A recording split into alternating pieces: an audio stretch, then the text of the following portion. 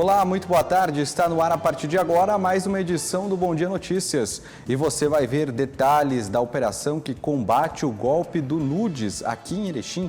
Nessa madrugada, dezenas de policiais civis cumpriram mandatos de prisão na cidade.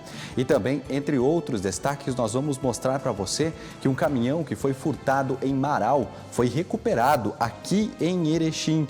E nós vamos mostrar também a sequência da série histórica Quando o Passado se Faz Presente, a história do trem no Alto Uruguai Gaúcho, uma série produzida aqui pela TV Bom Dia, que conta a história das ferrovias. Hoje o nosso passeio é em viadutos. Essas e outras notícias você vê a partir de agora no Bom Dia Notícias, que já está no ar.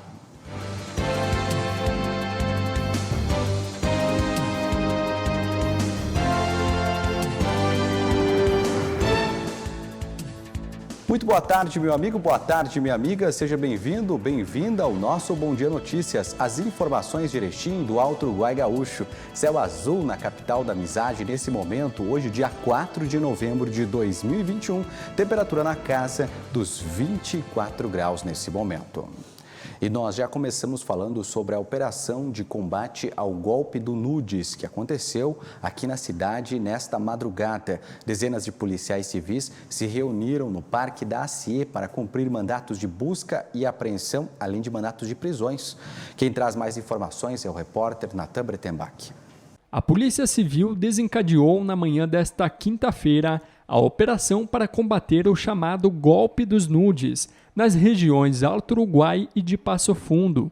A ação iniciou às 5 horas da madrugada e contou com o uso de 41 viaturas e 122 policiais civis de todas as delegacias das regiões policiais de Passo Fundo e Erechim, comandadas pelo delegado Adroaldo Schenkel e pela delegada Diana Zanata, concentrando as atividades principalmente nos municípios de Getúlio Vargas e Erechim. A operação cumpriu 22 mandados de busca e apreensão, 10 de prisão e 20 envolvendo quebra de sigilos bancários. De acordo com o delegado, a investigação iniciou em agosto deste ano após uma vítima de Sertão procurar a delegacia por ter sido extorquida em R$110 mil.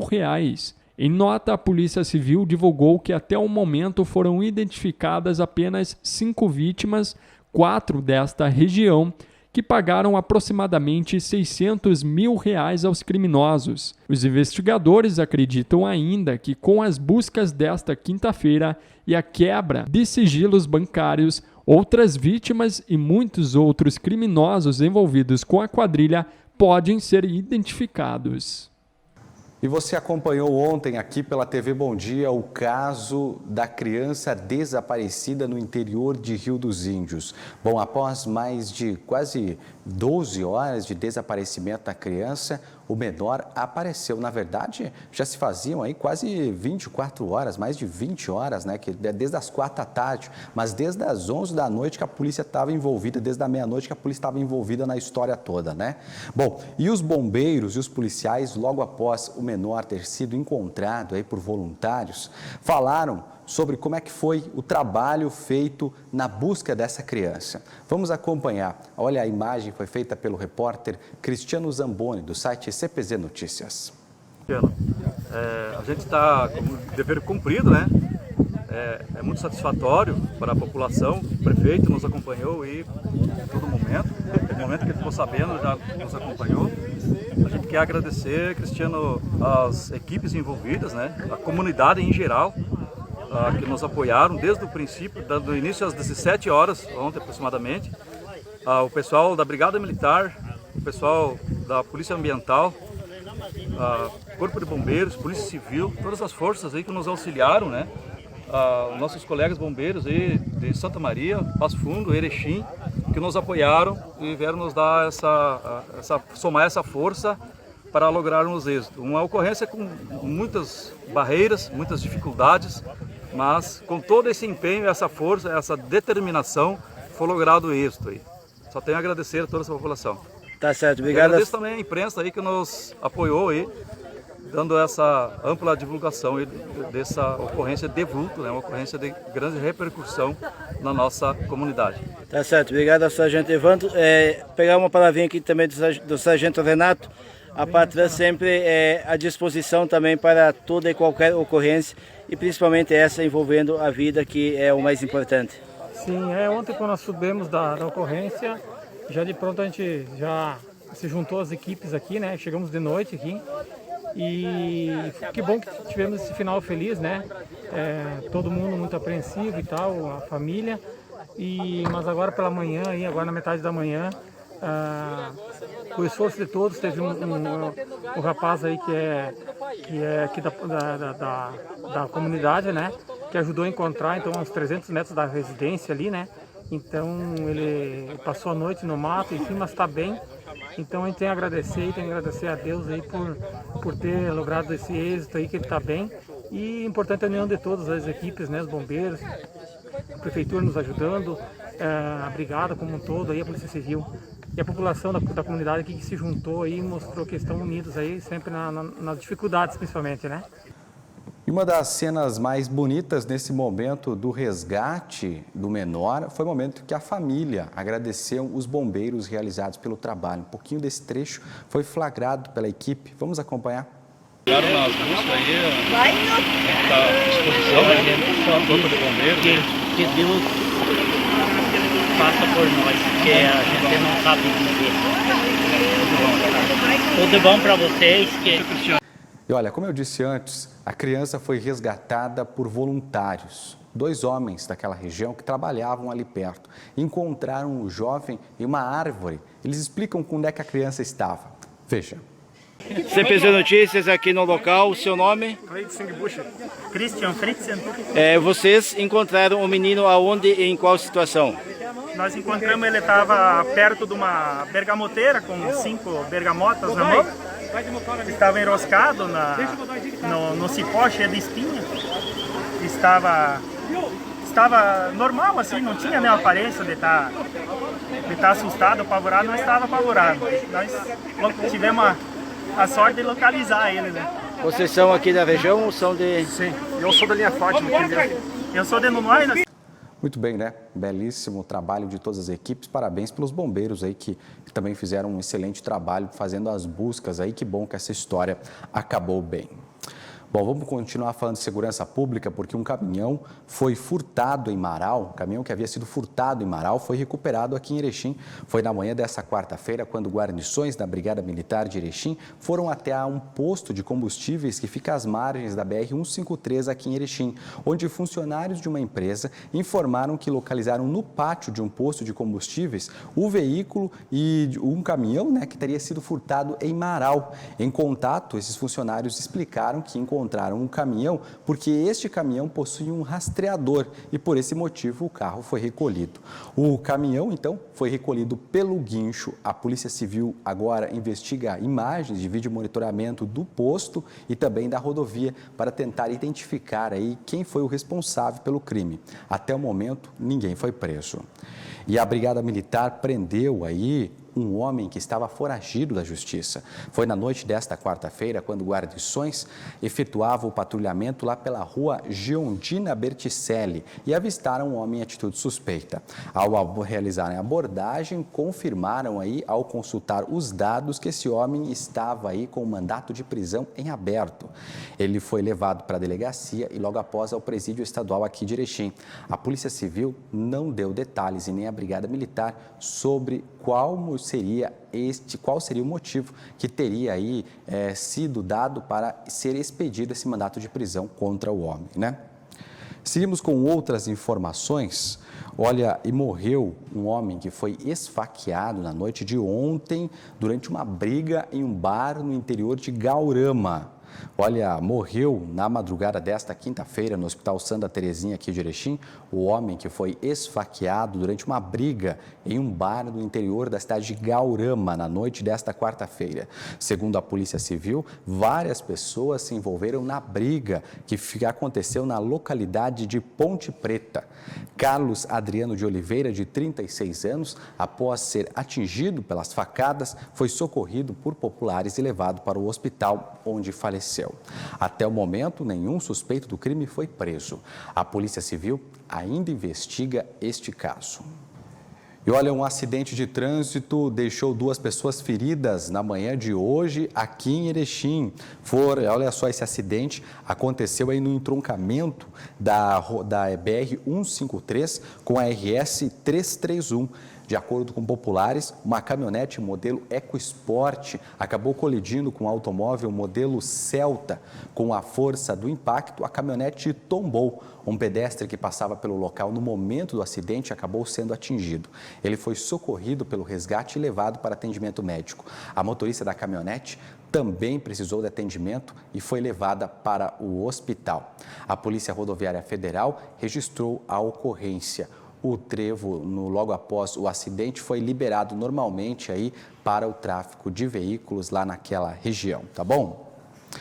Vamos para o site do Jornal Bom Dia, jornalbomdia.com.br, porque faltam 7 dias para a abertura da Expo Erechim 2021. Está aqui na nossa tela. Olha, faltam 7 dias para essa feira de negócios que será realizada de 12 a 15 de novembro no Parque da CIE. O evento é uma promoção aí da CIE e conta com a parceria da Prefeitura de Erechim. Ela terá como foco aí ser uma feira de negócios e terá mais de 200 expositores dos setores de construção civil, indústria, comércio, agronegócio, agricultura familiar, energia solar, prestação de serviço, inovação, tecnologia e que mostrarão todo o seu potencial. Serão 12 pavilhões de exposições de área externa para grandes expositores, além da Casa do Gaúcho, que irá abrigar a agricultura familiar aqui da nossa região. Vale a pena participar, né? Olha, essa semana tem entrevista especial no Bom Dia Entrevista sobre a Expo Erechim. Não perde, viu? E essa reportagem está lá no site também. Tem outros destaques, vamos falar já quase em clima de Natal, né? Porque o pelotão rodoviário aqui de Erechim está preparando o seu 5º Natal Luz, gente. Que bacana! Olha, nesta quarta-feira, equipes de campo da Creral estiveram no posto do pelotão rodoviário da Brigada Militar de Erechim para auxiliar na montagem da decoração do Natal Luz Rodoviário, que neste ano chega à sua 5ª edição. A cooperativa, que junto com outras empresas é parceira neste evento, que acontece desde 2017, doou e realizou a instalação de 6 postes que serão utilizados para montar um túnel de luzes com 100 metros de comprimento, iluminando toda a extensão aí da sede do comando, hein? Que bonito, que bacana, vale a pena você visitar quando começar o Natal Luz, lá o Natal do Pelotão Rodoviário, o Natal Solidário, muito legal essa iniciativa do Comando Rodoviário e legal também a iniciativa dos parceiros.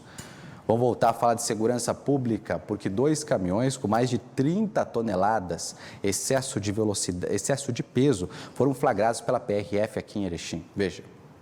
A Polícia Rodoviária Federal flagrou nesta quarta-feira um total de 30 toneladas de excesso de peso em 2 caminhões da mesma empresa que transportavam cal. A ação resultou em multas e transbordo das cargas. De acordo com a PRF, além de danificar o asfalto, o excesso de peso danifica a suspensão dos caminhões, compromete a dirigibilidade e sobrecarrega o sistema de freios, trazendo riscos de acidentes.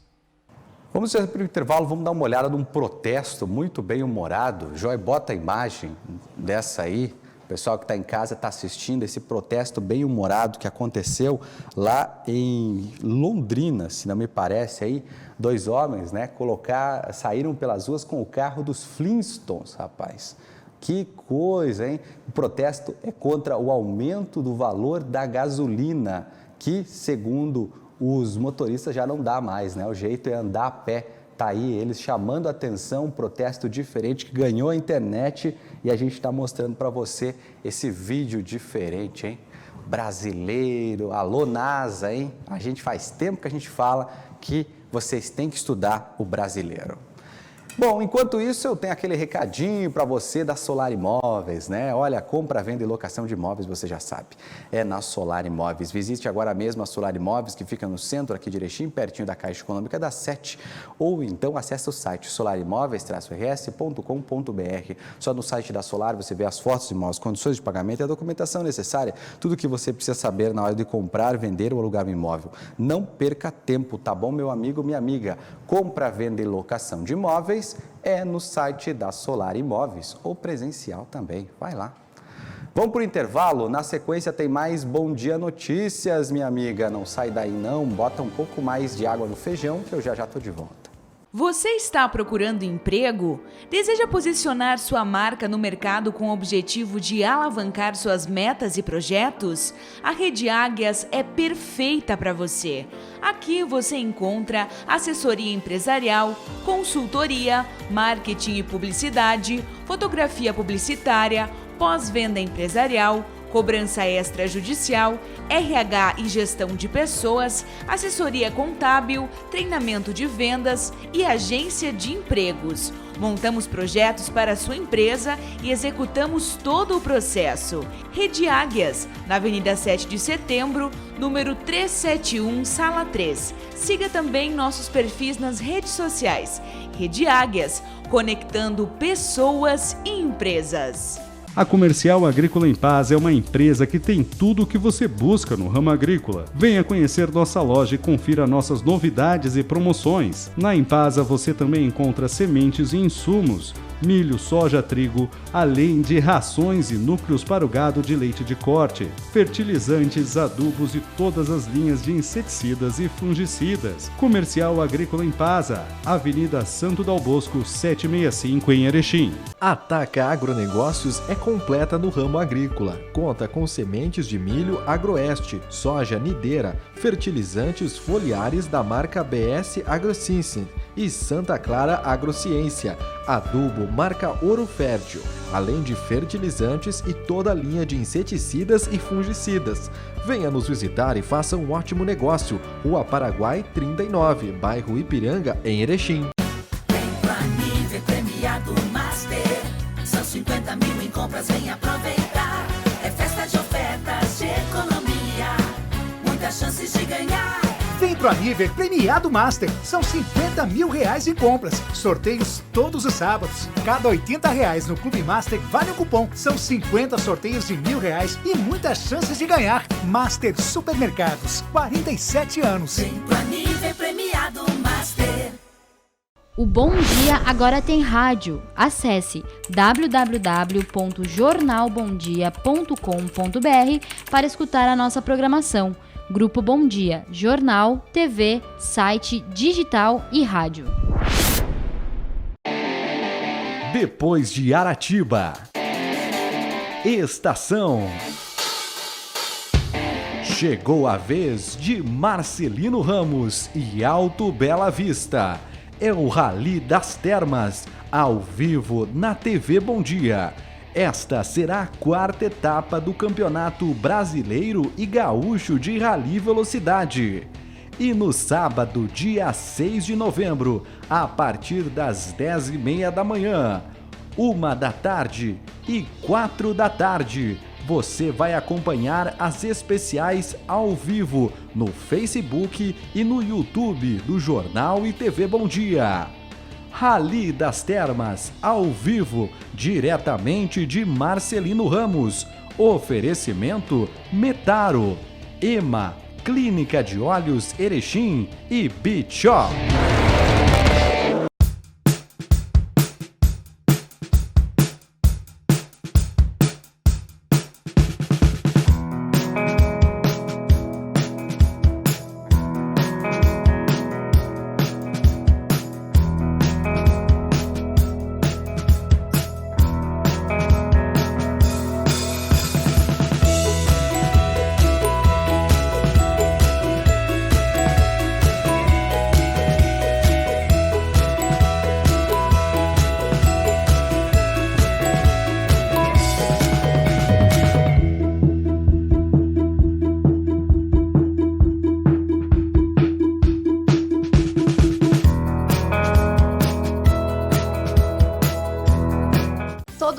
motivo para ter Unimed.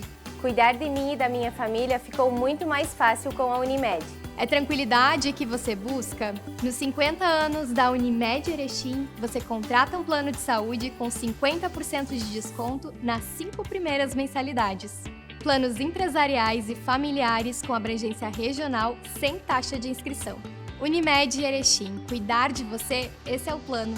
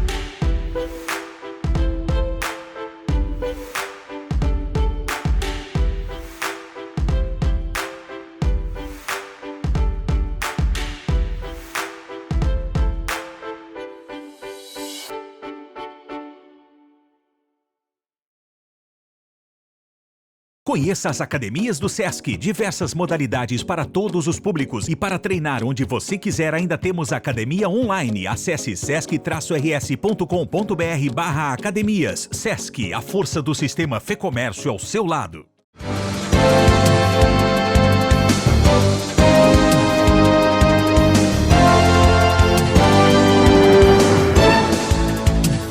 Voltei. Boa tarde para você que está ligado com a gente. Esse é o Bom Dia Notícias, as informações de Erechim e do Alto Uruguai Gaúcho. E olha, com o uso da mata nativa, um apicultor aqui do Alto Uruguai precisou salvar as suas abelhas, né? E ainda produzir mel de qualidade. Veja como ele fez isso. As abelhas são pequenos insetos voadores muito significativos para a vida de um modo geral e também para a economia de um país. Um dos principais motivos da sua importância é porque as abelhas são polinizadoras, isto é, responsáveis pela produção de diferentes espécies de plantas e alimentos consumidos pelas pessoas. Não somente isso, as abelhas servem de parâmetro para medir o equilíbrio do meio ambiente. As variações em seu comportamento indicam ameaças emergentes e desequilíbrios nos ecossistemas. O problema atual é que elas vêm morrendo em função de alguns tipos de defensivos agrícolas.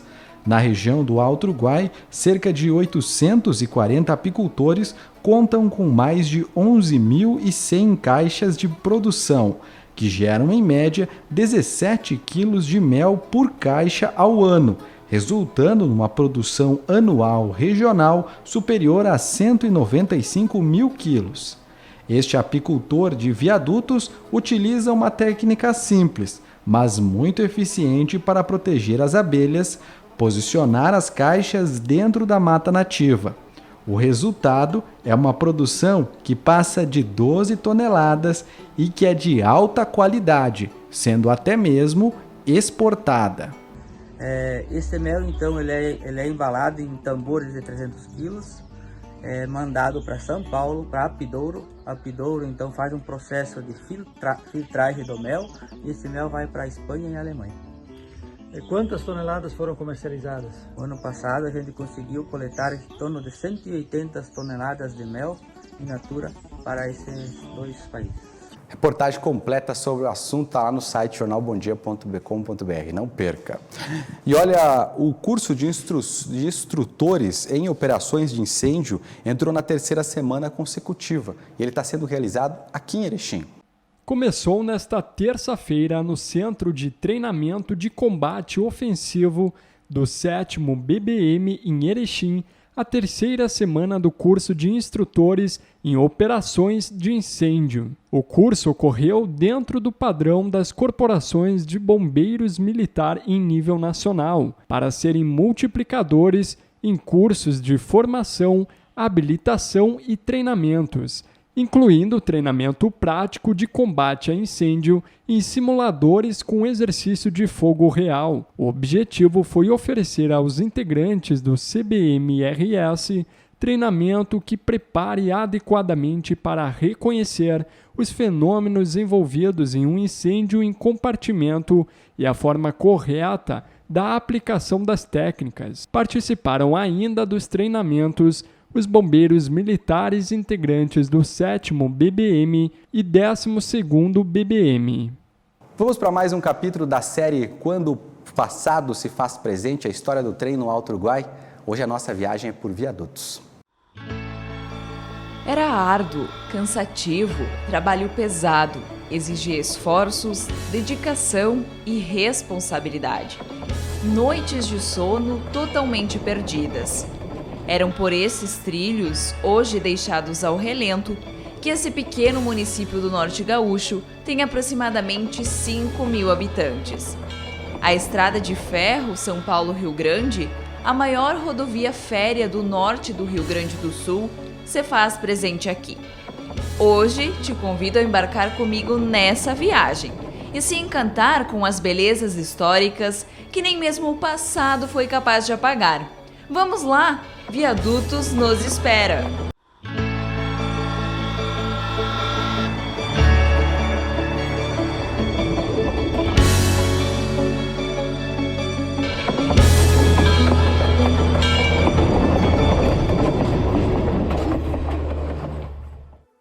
Uma cidade pacata, de pequenas casas simples e um pessoal com um olhar curioso e atento. Um povoado de moradores que, pelos operários que trabalhavam na linha de ferro, era chamado de viadutos. Isso para sinalizar o local, que tinha 3 pontes metálicas.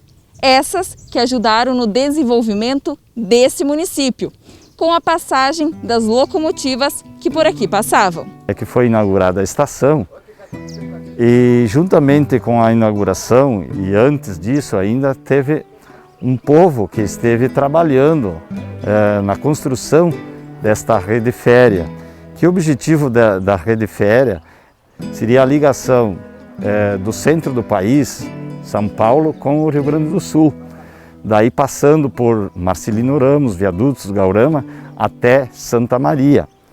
E isso fez com que, mesmo aquelas pessoas que trabalharam na época na construção, começaram a nossa povoação de viadutos. E o nome viadutos se deu porque o nosso relevo ele tem alguns morros e que foi necessário a construção de 5 pontes entre Gaurama até Marcelino Ramos. E essas é que deram o nome à nossa cidade, de Viadutos. A estação de Viadutos foi inaugurada no ano de 1910, no dia 25 de outubro. Junto com a ferrovia São Paulo-Rio Grande, que acompanhou e foi a principal personagem de muitos acontecimentos históricos, mas que hoje não lembram nada do que já foram. Era através dessas duas que o pequeno povoado da época era alimentado com as notícias de grandes jornais. Além de levar informação ao povo, o trem, com seus robustos vagões, era o meio de transporte de pessoas mais utilizado, servindo também para a locomoção de produtos agrícolas, madeireiro, pecuário e de outras mercadorias. Além de ser a segunda casa para muitos operários que trabalhavam aqui na estação, esse lugar também servia de encontro para muitos jovens que esperavam ansiosamente pelo apito do trem. Sou filha de ferroviário e a nossa história da ferrovia está no nosso DNA, porque a gente nasceu na beira dos trilhos, né? Então, meu pai começou muito jovem, aos 19 anos, a trabalhar em Santa Maria. São por essas mãos que hoje já refletem a marca dos anos, por esse olhar tímido e cheio de saudades que esse homem ainda consegue ver a outrora. Sem pensar duas vezes, vem a satisfação de respirar fundo e dizer: aqui tem gotas do meu suor. Bom, eu trabalhava na via permanente, que era a manutenção disso aqui, ó, da linha. Era a via permanente, né? E aí nós executava tudo que era serviço aí. Desde mudar dormento, mudar trilho, socar a linha, quando a linha baixava tinha que levantar, nivelar. E era tudo com a soca, quando botava a pedra embaixo do dormento. E tudo que era manutenção da linha, carregar trilho. A primeira entrada minha em 68, nós mudamos o trilho que tinha, era um tipo de trilho e foi colocado esse tipo de trilho que está aí hoje. Era da estação Viadutense que a locomotiva partia e traçava esse caminho, que hoje são ponto turístico da região e fomentam a cultura local. Localizados nas áreas entre os municípios de Gaurama e Viadutos, esses gigantes caminhos que conduzem o trem são muito mais do que meros patrimônios históricos. São a apresentação da força e da competência do trabalho belga, que assim, mesmo com a ferrugem evidente, não deixam de mostrar a verdadeira riqueza que a região possui. Quem diria que essas grandes e majestosas pontes tiveram um grande papel para o desenvolvimento de pequenos povoados. Hoje, são lugares que transmitem paz e tranquilidade para enfrentar os momentos conturbados da vida. Mas é assim, deixadas ao tempo do passado, que essas pontes e a estação encontram-se hoje.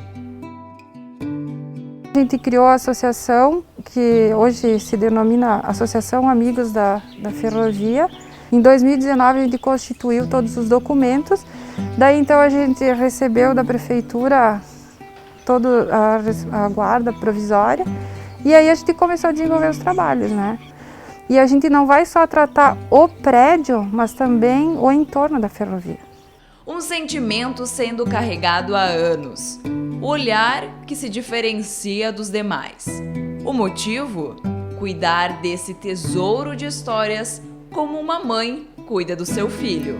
Eu vi o noturno, eu vi o paulista, eu vi o troll, eu vi os carros que circulavam, às vezes para fiscalizar as linhas. Então eu vivi tudo isso daqui. Eu vinha trazer o leite aqui. A gente morava aqui na cidade, mas a gente tinha terra. A gente vendia leite aqui na cidade. Aqui eu trazia leite para o agente da estação todo dia. E minha irmã fazia o serviço para a mulher do agente. Sonhar que esses gigantes responsáveis pela história do município não morram não é apenas um sonho, e sim um desejo. Era bom. Olha, se tivesse que começar tudo de novo, eu começava.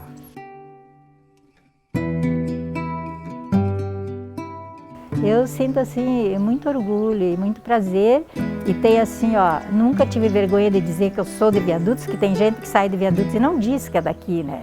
E eu ensinei isso para os meus filhos e cuidar do patrimônio seria a obrigação de todos. Uma esperança muito grande de poder futuramente até contarmos com um trem de turismo que saia de Marcelino e vá até Erechim. Então nós da administração municipal, eu como prefeito, fico muito feliz e tenho um agradecimento muito grande a fazer essa associação.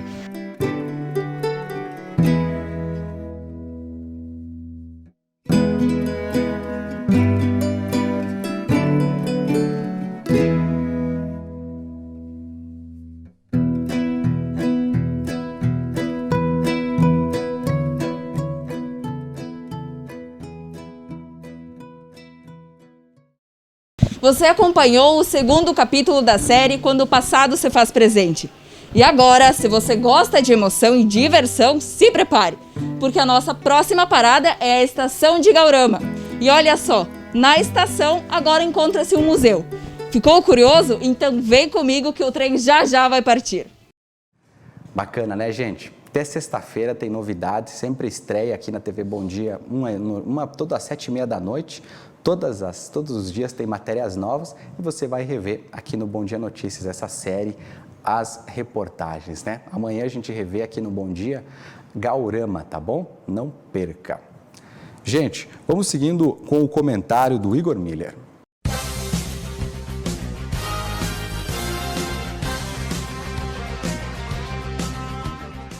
Nós somos o Brasil é o país que mais pode, se não o que mais pode produzir energia solar limpa, gerar inúmeros empregos, inúmeras empresas, qualificar todo esse processo, melhorar, gerar tecnologia, fábricas, empresas, revendas, serviços, manutenção, enfim, uma infinidade de serviços e emprego.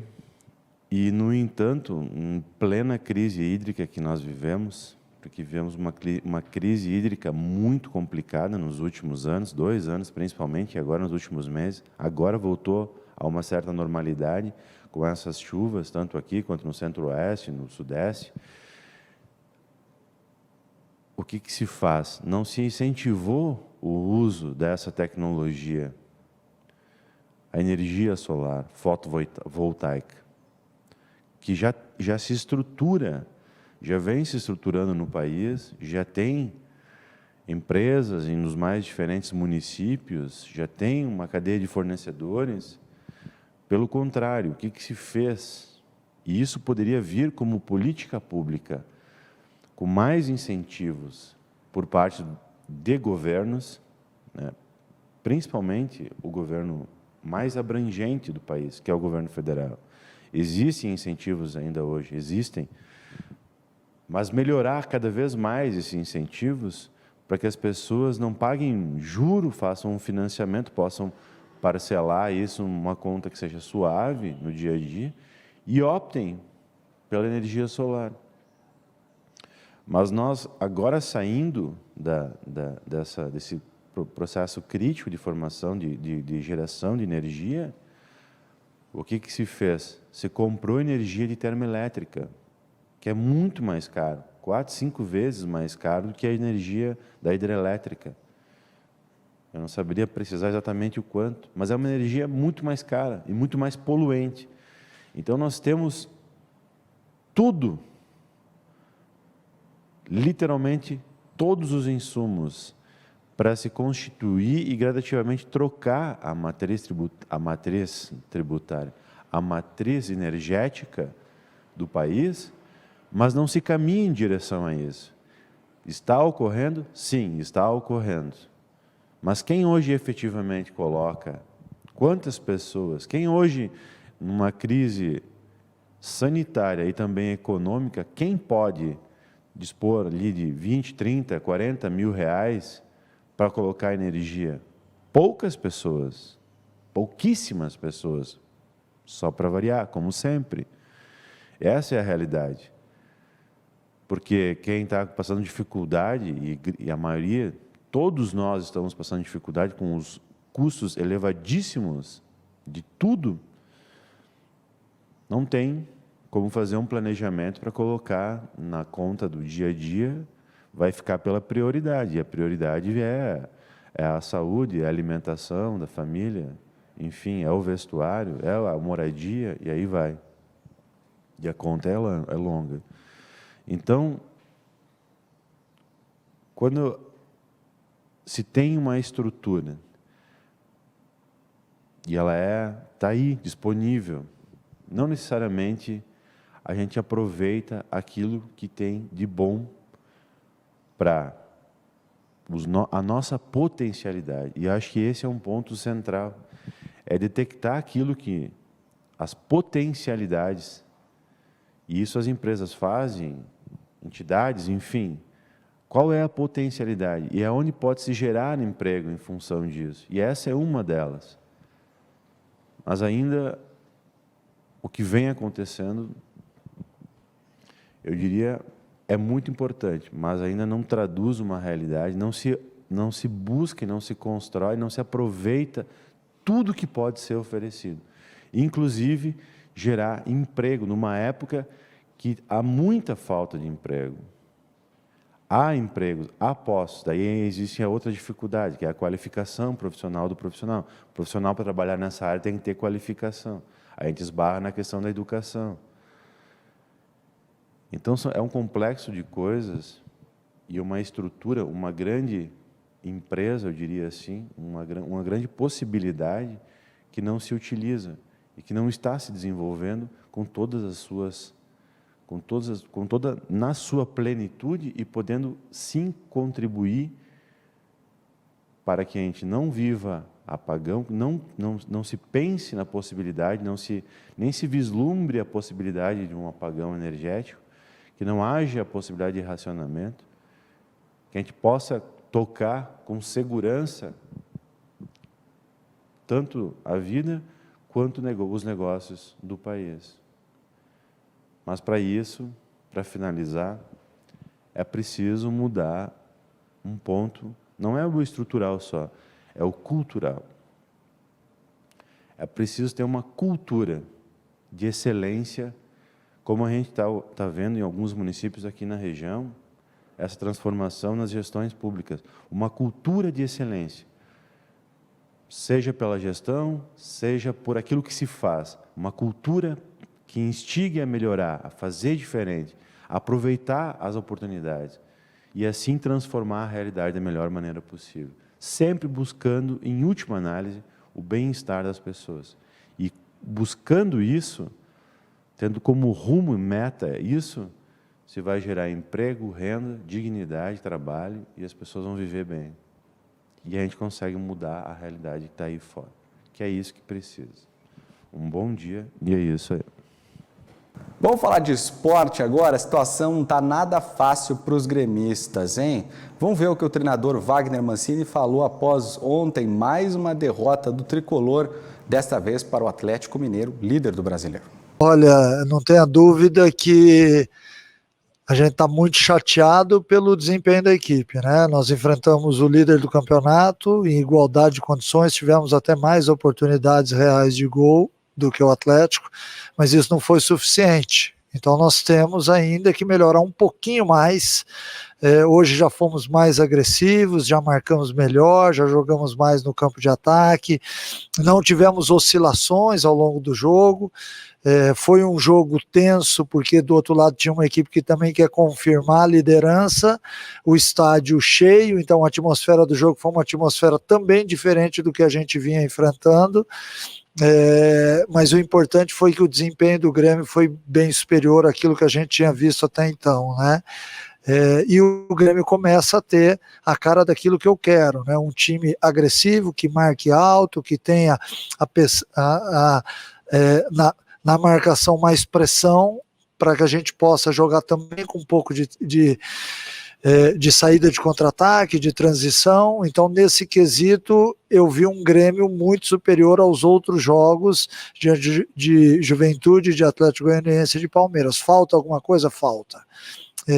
E, obviamente, a gente vai tentar o mais rápido até sábado ajustar aquilo que nós vimos de errado, mas o comportamento hoje foi bem diferente e eu tenho certeza que todos aqueles que assistiram o jogo presenciaram isso também.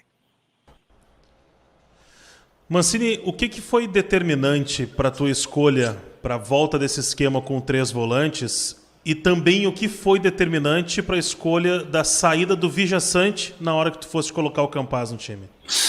Olha, determinante na escalação foi o fato da gente enfrentar um time de muita transição, um time que joga em alta velocidade, então por isso a gente queria exatamente reforçar no setor de meio de campo a marcação, bloqueando, porque o Atlético joga muito por dentro, ele busca muito o Nacho e o Hulk o tempo inteiro, então nós queríamos ter ali uma superioridade de marcação, mas de maneira alguma que a gente se ausentasse do aspecto ofensivo, e isso foi visto na primeira etapa. Ferreirinha, Douglas e Borja, desde o começo do jogo, também foram insinuantes à frente, então houve um equilíbrio.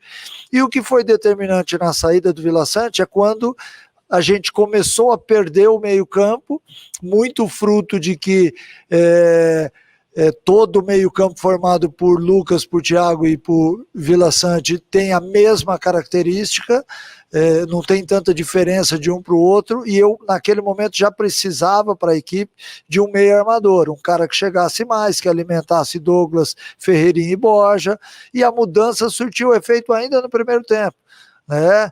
Nossa equipe passou a jogar um pouquinho mais à frente, então as duas opções, na minha maneira de enxergar, foram boas, né? Dá para a gente vislumbrar um time que jogue dessa forma, como a equipe entrou, e também com 2 volantes e um meia mais agressivo, que joga para frente, né? Mesmo quando eu fiz a alteração, a equipe não estava mal, mas a equipe estava perdendo o jogo, e nós tínhamos ali que ter um pouquinho mais de ímpeto ofensivo. Bom, Eric Oliveira comenta essa situação e fala também agora sobre os times aqui da nossa região. Boa tarde, Eric.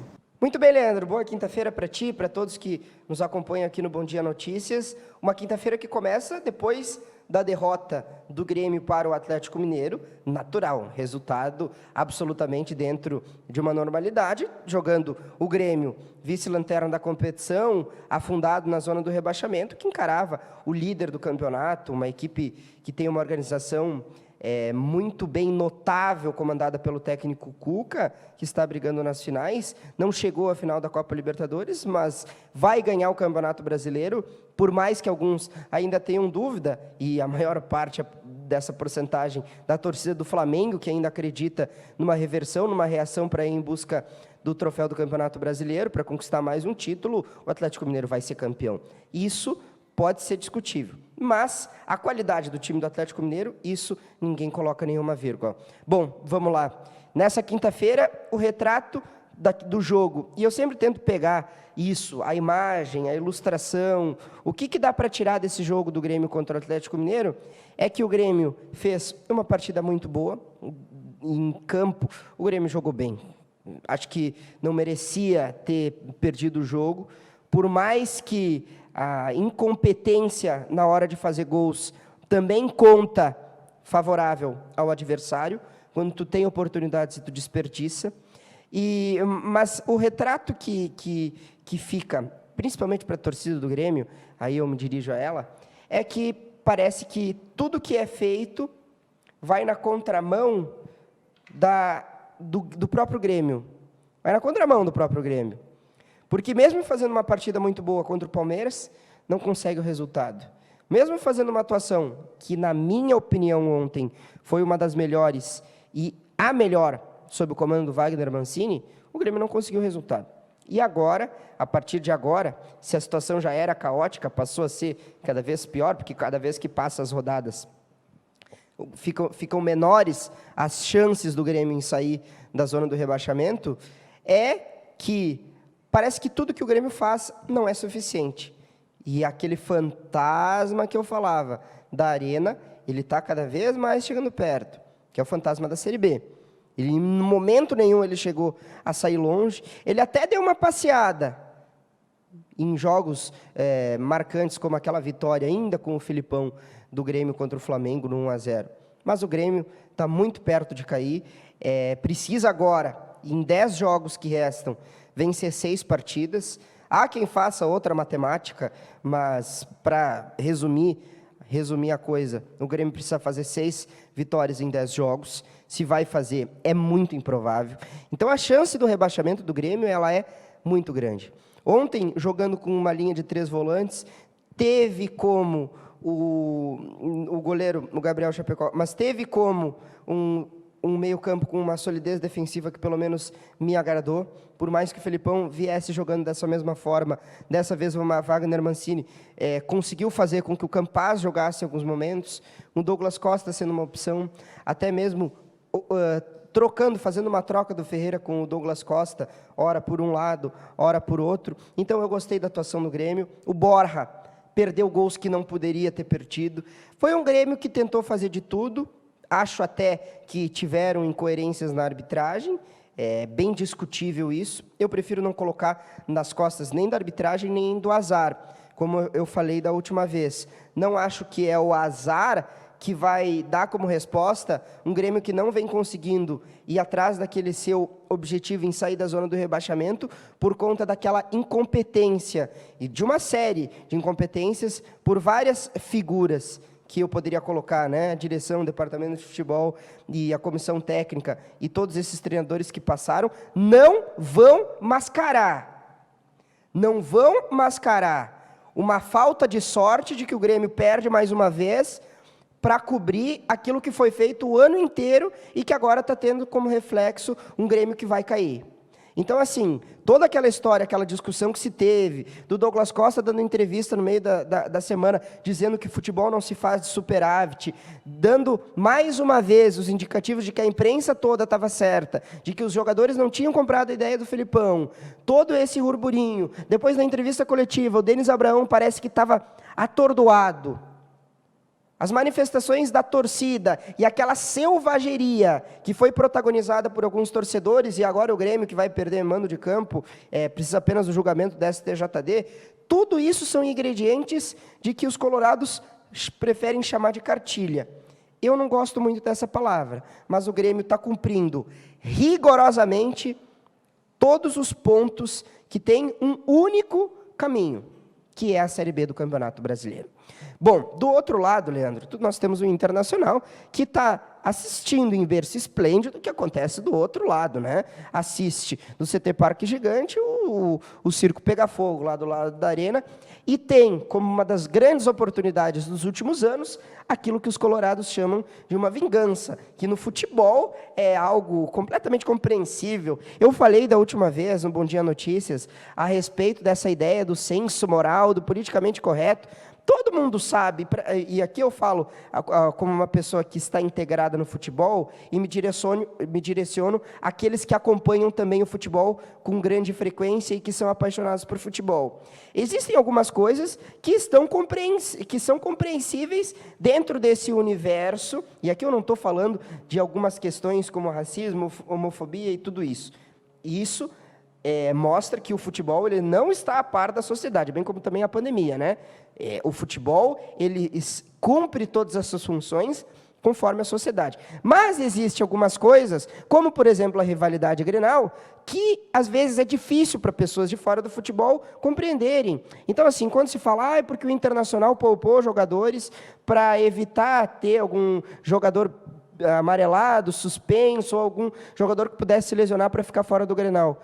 Mas é evidente que o Internacional fez isso. E a torcida queria. Mas isso é uma outra discussão. Eu nem vou entrar nela, porque eu acho que ela é desnecessária. Todos os colorados devem concordar comigo que sim, o Inter, se tiver a oportunidade de pegar a pá de cal e enterrar o Grêmio, vai fazê-lo. Mas agora já está feito, o Inter perdeu para o São Paulo, e agora tem no próximo jogo que acontece no sábado, às 19 horas, no Clássico Grenal, a chance em terminar de fechar o caixão do Grêmio, que já está muito próximo da Série B. Mercado, Patrick e Rodrigo Dourado retornam, estavam suspensos, Tyson tem aquela dúvida, Moisés também, não se sabe se o Moisés vai conseguir jogar pela lateral esquerda, e o Yuri Alberto, com certeza, que sentiu, né, segundo informações do Departamento Médico do Inter, ele deve voltar para o Grenal, e não tenho nenhuma dúvida, sem sombra de dúvidas, que ele deve ser titular absoluto como centroavante no Clássico. Bom, Leandro, vamos falar sobre times aqui de Erechim, e eu começo com o Ipiranga, porque o Ipiranga fez um jogo contra o Novo Horizontino, que foi classificado, sob análise do técnico Júnior Rocha, como um jogo que vai ficar para a história do clube, independente se conseguir o acesso à Série B ou não. E acho até que foi uma atuação brilhante do Ipiranga, conseguindo ter um poder de reação até mesmo dentro da partida, o gol no susto, tudo aquilo que eu já falei na segunda-feira. Mas teve um episódio nesse jogo contra o Novo Horizontino, e também eu relembrei o que aconteceu depois do jogo do Manaus, alguns desentendimentos, e eu conversei com o técnico Alexandre Andrés, preparador físico Alexandre Andrés do Ipiranga, e ele falou sobre como a comissão técnica lidou com esses desentendimentos naturais na opinião dele, por conta dos ânimos à flor da pele dos dois elencos, né, dos dois times, porque brigavam por um único objetivo, que era a vitória, e ele falou como foi lidado com isso e também sobre essa reviravolta que aconteceu dentro da partida. Vamos ouvir o que disse o preparador físico do Ipiranga, Alexandre Andrés. Não, Eric, a gente como profissional do futebol e já experiente no cargo de preparação física, treinadores e atletas também, a gente sabe lidar com a torcida. Às vezes ter algum desentendimento, ele é normal por estar com a cabeça quente na saída do jogo, mas saiu dali, a gente já se organiza, todo mundo sabe quando comete alguns erros e luta para não acontecer novamente, né, cara? Então, naquele momento em que a torcida começa a cobrar, começa a querer um pouco mais, começa a fazer com que a cobrança ultrapasse a linha do gramado e vá para dentro do campo, a gente se sente um pouco pressionado, é natural, mas essa pressão ela se torna motivação para a gente buscar um pouco mais, querer um pouco mais, e às vezes alguma discussão acontece porque ela sai do cunho profissional e ela entra no pessoal, né? E ela começa a ofender alguns atletas de uma forma com que não é realidade, né? E aí sim, às vezes a gente fica um pouco chateado. Mas passou daquele momento, todo mundo esquece, todo mundo dá sequência à vida, volta aos treinamentos e procura não errar mais mesmo nesses momentos. E os desentendimentos com a outra equipe, um dos nossos atletas foi agredido covardemente por um membro da comissão técnica do Novo Horizontino, e aí nós tínhamos que fechar como equipe, nos proteger, né, e chegar lá, tirar nossos atletas de perto da confusão e nos proteger um pelo outro, né? E eu acho que isso nada mais justo do que você ir proteger seu amigo de profissão, não querendo fazer algum tipo de agressão, mas buscando o seu próprio atleta, né, no meio da confusão e evitando que a confusão se alastre e fique um pouco maior. Durante as viradas ali é um processo, como eu te falei, psicológico. O professor Júnior Racha sempre fala pro pessoal, olha, começou o jogo, aconteceu de sair vencendo, tu não te emociona tanto, tu não ultrapassa o teu limite, porque tudo pode acontecer durante o jogo. E a mesma situação serve e funciona para a situação de sair perdendo. Quando você sai perdendo uma partida, não te abaixa a cabeça, não te desanima, porque o jogo promove várias possibilidades, né, de chegar até o fim da partida e mudar. E é isso que eles fazem, eles estão muito focados, muito equilibrados, e a gente acredita muito nesse poder físico, técnico, psicológico, tático, né, que a nossa equipe tem. E com esses valores que a gente vai em busca do nosso... Muito bem, Leandro. Tem a fala do Ale Andrés, o Ipiranga que agora está próximo de encerrar uma das semanas mais decisivas da temporada, a mais decisiva da temporada, o jogo mais decisivo, contra o Tombense. Aquela dúvida, o Tombense já classificado com 10 pontos, vai entrar com sangue doce, vai se dar ao luxo de daqui a pouco poder ceder o resultado para o seu adversário, o Ipiranga vai ter que fazer o jogo da sua vida, ou a Tombense vai querer ganhar frente à sua torcida para comemorar o acesso à Série B, será que vai conseguir dar um empate no outro jogo entre Manaus e Novo Horizontino? São diversas incógnitas. O que o torcedor tem que se apegar é o improvável, e o que o futebol permite, que é o Ipiranga sonhar, e manter vivo esse sonho do acesso à Série B para mais um final de semana, e depois, quando nós tivermos os resultados, aí ou comemorar, ou fazer uma reflexão de tudo que foi construído, mas seguimos juntos para mais uma temporada no ano que vem, independente do que aconteça. Na próxima segunda-feira, a CBF e Atlântico duelam por uma vaga na semifinal. 2 jogos nas quartas, 2 camisas das mais tradicionais do futsal brasileiro. O Atlântico que conseguiu se classificar sobre o Campo Mourão, a CBF bateu o Minas Tênis Clube e agora se reencontram em Clássico Gaúcho. E o técnico Thiago Halpe, do Galo, falou sobre esse jogo, expondo as dificuldades, mas entendeu que sim, o Atlântico chega firme para ir em busca de uma vaga semifinal. Foi muito importante, né, a conquista da vaga para as quartas de final. Fizemos um bom jogo fora de casa. Novamente vencemos um adversário muito qualificado, muito duro, né? Então a gente se credenciou realmente a estar no lugar que o Atlético merece estar, que é entre os 8 melhores do Brasil. Agora uma pedreira, né? Um clássico regional, a gente sabe, a Carlos Barbosa nunca é fácil, seja onde for, na categoria que for.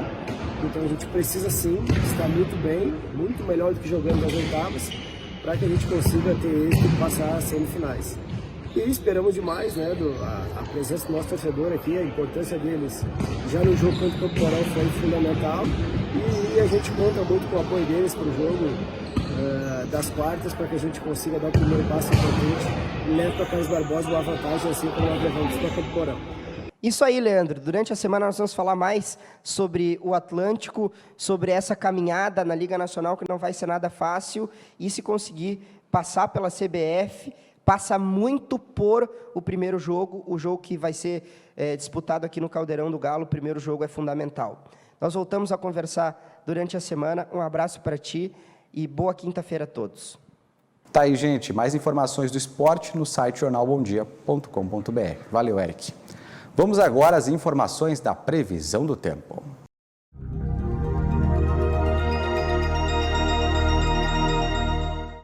Olá, vamos conferir a previsão do tempo para a região do Alto Uruguai Gaúcho. Nesta quinta-feira, o tempo prossegue com algumas aberturas de sol, muita variação de nebulosidade e pancadas de chuva mal distribuídas na maioria das cidades. As temperaturas máximas ficarão próximas dos 30 graus na maioria das cidades e as mínimas terão uma média de 17 graus na maioria das cidades também. Uma massa de ar quente que está atuando na região sul do país é responsável pelas alterações no clima. Vamos ver os dados? Em Erechim, a mínima será de 15 graus e a máxima de 27. A umidade relativa do ar ficará em torno de 40% e pode chover 5 milímetros. Em Quatro Irmãos, a mínima será de 16 graus e a máxima de 28. E em Mariano Moro, a mínima será de 19 graus e a máxima de 31. Mais informações e também outros detalhes sobre a previsão do tempo você acompanha ao longo da nossa programação. E o Bom Dia Notícias de hoje fica por aqui. Você pode rever esses e outros programas no site www.tvbomdia.com.br. Um ótimo dia para você, tudo de bom, e você pode rever esses e outros programas no site tvbomdia.com.br. Até mais, meu amigo, até amanhã, tchau, tchau.